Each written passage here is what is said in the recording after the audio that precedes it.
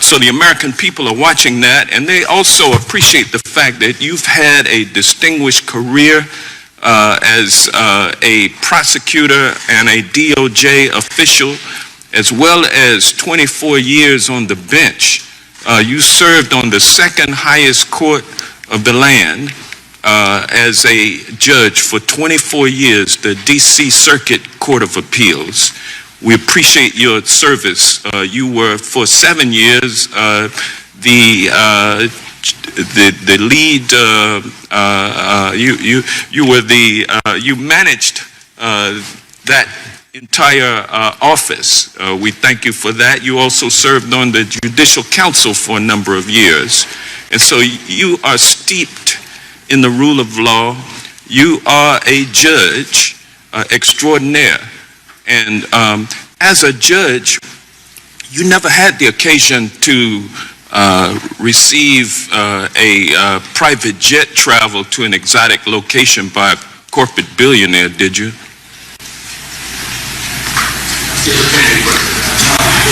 You can cut your mic on. No. You never received an offer to get a ride on a private jet? No. Did you take any vacations at exclusive resorts paid for by a billionaire? I know these are not hypothetical questions, and I think this is really not within my realm, of course. I mean, you were a judge extraordinaire, and you know the rules of ethics for judges because your bench was covered by a code of conduct. Is that not correct? Yes, all the judges, federal appellate and district judges, are covered by the code of conduct. You would never have had somebody to pay for your godson's tuition to private school. Again, I don't want to answer these kind of hypothetical, at least for me, they're hypothetical questions. What I would say is that I always, as a judge, and I've said this before and quite publicly and long ago, always held myself to the highest standards of ethical responsibility imposed by the code, and that's really all I can answer here. And it's required that judges and justices avoid even appearances of impropriety. Isn't that correct?